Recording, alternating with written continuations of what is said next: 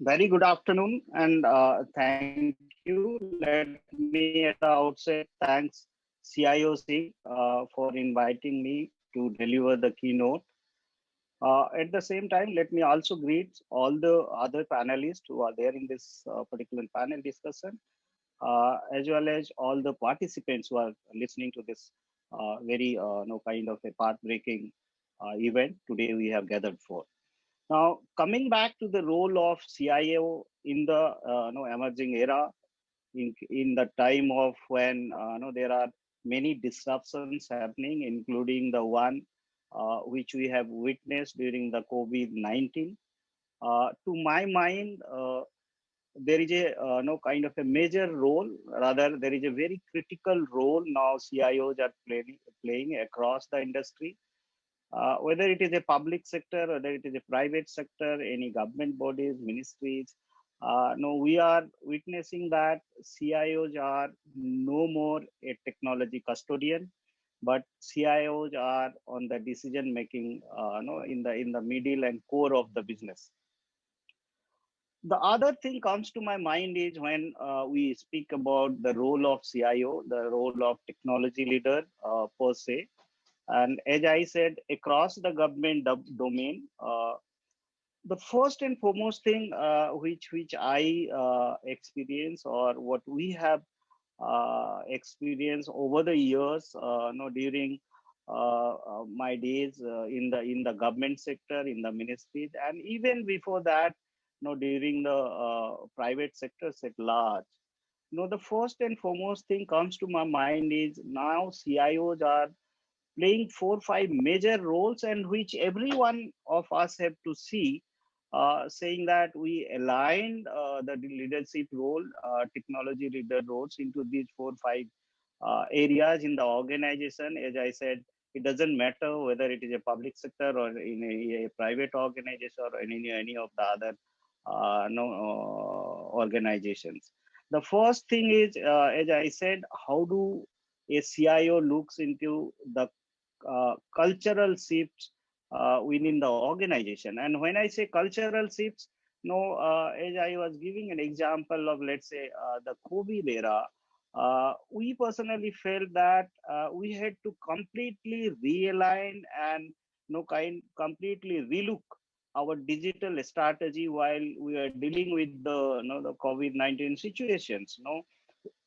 Whether it comes to in terms of working from home, whether it comes to in terms of looking into the regulation, policy, and other compliances, whether in terms of when it comes to dealing with the security and sensitivity of the data, information to the employees at large. So the complete shifts in the organization, especially that we call cultural shifts in the organization now, CIOs are playing a very big role, and no, they will continue to play this role in the coming era.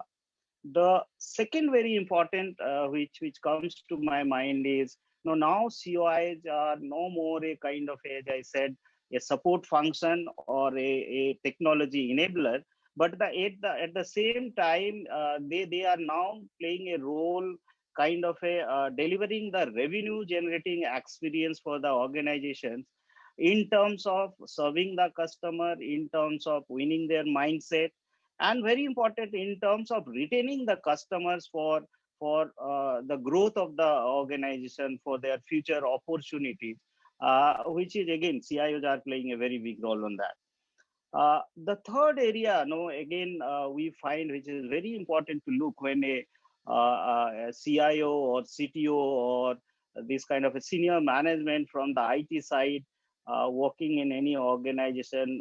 No, I always say that these are no kind of a five W's. No, one has to define very well, and CIO has to take a lead role while defining these five W's. And these five W's are nothing but the first W is how do you strategize your workforce? How do you plan your workforce? How do you building your capacity? How do you plan your change management So the workforce, how do you orient your workforce? How do you strategize your workforce when it comes to, especially, as I said, this kind of a sudden pandemic, or this kind of a sudden shift into the digital era, completely switching from physical to digital, completely switching from a hybrid way of working, whether it is physical plus digital in a combo fashion. So CIO has to play a very big role on that. The second W is nothing but we must know how do we measure our workload. Many a time we find that no, defining the workload is a tough task. No, and when I say workload, do I really understand what is my fiduciary workload? Do I really understand what is my critical workload and what is my non-critical workload? And accordingly, probably I have to strategize the overall strategy of the organization in terms of management at large, and at the same time towards the beneficiaries. And while defining the workload part of it, the security plays a major role, very important role. Unless we understand our data points well, unless we understand our workload well, it's very difficult to defining the security framework across the organization, whether in terms of stakeholders, whether in terms of your own employees, whether in terms of beneficiaries. This is very difficult. So that's the second W. The third W is, we always say, the application, the workflow. Typically, I say workflow. So what kind of application you have? No, again, I give an example of, let's say, the pandemic era, the enterprise applications we had, the kind of on-premises data centers we were accessing, and suddenly when you have to look into a hybrid kind of a model, let's say work from home, some workload shifting into the cloud, is that your application is aligned to it, and is that your infrastructure is aligned to it? So the application is very important, and whether the application is gelling in with your infrastructure, with your workforce, with your strategy, with your business, while shifting towards this kind of a cultural shift. That is the third W. The fourth W is, I always say that, the workplace, workplace is very important. No, and again, this kind of a disruption, we witness that no, the on-premises kind of a load has completely switched over to WFH kind of a load. And while we are aligning that, there are 3 4 areas I find where we're creating kind of a deep down or deep dive look, especially in terms of regulation, in terms of policy compliances, in terms of legal compliances, and at the same time assuring that both the employees and the stakeholder along with the beneficiaries is not taken care of. And the last W, but not the least, is no, I always say that is the web. I mean, how do you deal with your content and context? Is that your content and context, which you probably have defined on a traditional way, while you have suddenly shifting into a kind of a overall digital way, or I'll say moving from a physical or let's say combo fashion to a physical plus digital way, that shift, is that your content and context is placed suitably for everyone to harness and everyone to kind of a leverage. So that was the last W. So these are the three area. The another one important area, no, the CIOs, I personally feel we must look into, saying that while we are dealing with this 5 Ws, is that the 4S is taken care. And these 4S are nothing but is that your speed, scale, security, and the last stage is sustainability is taken care. And we all understand about speed, scale, and security, but the last part, the sustainability part, becomes a major concern. And especially I find in the government department, when it comes to sustainability over a long period with the same kind of a service qualities, same kind of a service assurance, sustainability becomes a big question mark. And there probably we as CIO, we as technology leader, we must innovate. We must innovate new business model. We must innovate new opportunities, and we also must take larger part of private participation while innovating this kind of a new business model and no new opportunity. The three four more areas I would definitely like to touch upon, saying that as I rightly said, the CIO is no more a technology kind of a enabler. He is no more a back-end guy, but they should play a leadership role in every decision making of the organization, whether it is a government or private, doesn't matter. And the ROI, the return of investment, especially when we are leveraging technology into every facets of life, every business per se, every era of the entire ecosystem, which I typically say when it comes to a stakeholder ecosystem, beneficiary ecosystem, your own ecosystem at large. The CIO's role is enormous there. I feel. The second one important area I would like to express here is the more and more technology is driving the fourth industrial evolution. The study says that no, especially the emerging technology. The survey says, and various kind of a report says that no, almost 64% of our CEOs they feel that their business will be disrupted by the emerging technology, whether it is AI, whether it is cloud, whether it is big data, whether it is RPA.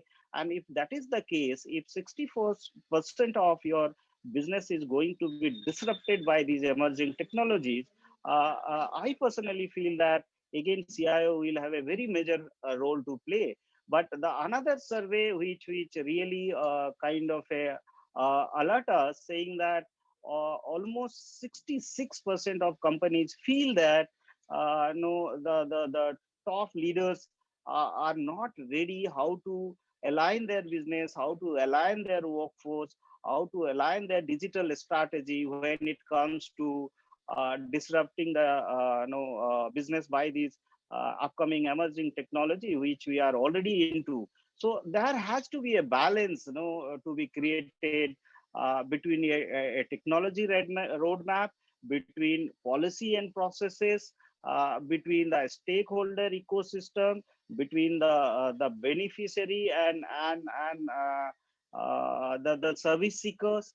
And there I again really find that the new business model which now are evolving between a service provider and service seeker, between government and industry, between a supplier and consumer.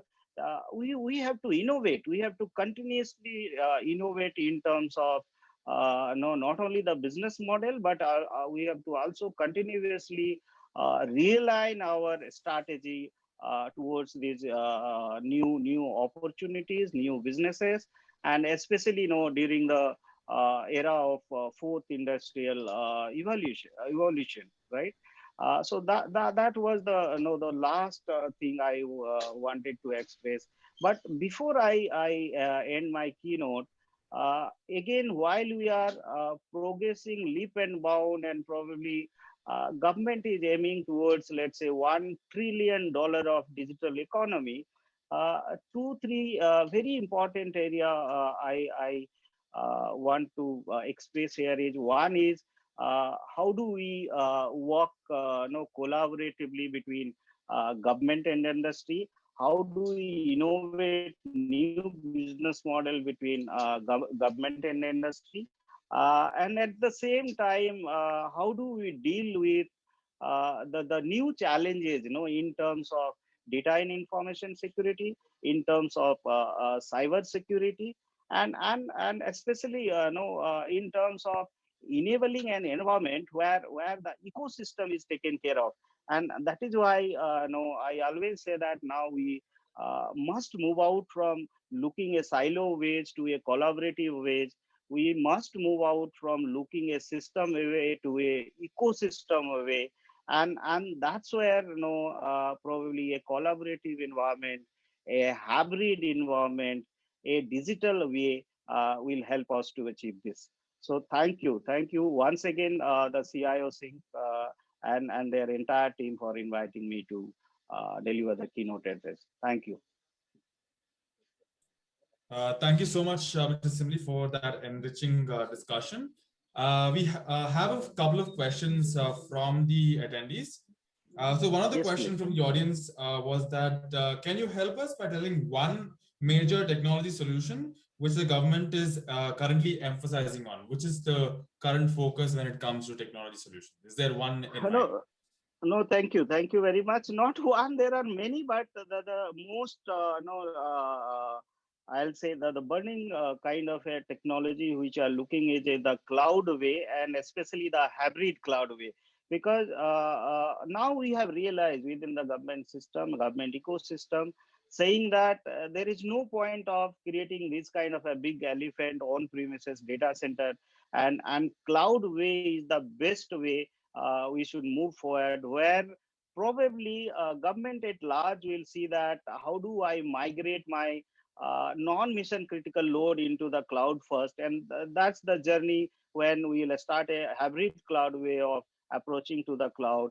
But the point here is, why do we as a government invest on the infrastructure, or per se any kind of a this kind of a solution which already our industry partners and service providers are there. So we only need to leverage these. We only need to strengthen our policy and regulation compliances. Rest all our we must leave it to our industry partner and join hand with them. And cloud is one of the technology, one of the opportunity, one of the platform. We'll all witness that government will be leveraging at the maximum. Thank you. Thank you, Mr. Simli. We have one more question before we move on to the next session. So the question is, how would you choose the right model of cloud adoption heading into 2021? Is there any particular model which seems to be the ideal version of it, or is there anything which is deemed as the right model for cloud adoption? Absolutely. I think again, thank you. This is one of my favorite area of which I generally love to speak. A cloud way of approaching government will see that, as I rightly said, to start with, it will be a hybrid way, a combo way, where we'll witness that on-premises plus cloud both will exist together. However, we need to define, and there I think there will be a CIOs will be playing a very big role, saying that how do I segregate my workload, as I was speaking on my keynote, saying that what is my mission critical workload, what is my non-mission critical workload, what is my kind of a fiduciary data, what is my configurable data, what is my public data. And if we are able to these kind of a segregation, classification, workload strategizing no well, I personally don't feel any issue migrating some of the workload into a cloud in a hybrid model, where not only we continue to retain the ownership in terms of the data and information, but also we would continue to retain the policy, compliances, regulations, and other aspects of the cloud journey. And that is the way I think we must forward. We as ministry, I as part of Passport Seva program, we are approaching in that way. And I personally find, and if you go into see our METI guidelines also, more or less it suggests in that direction.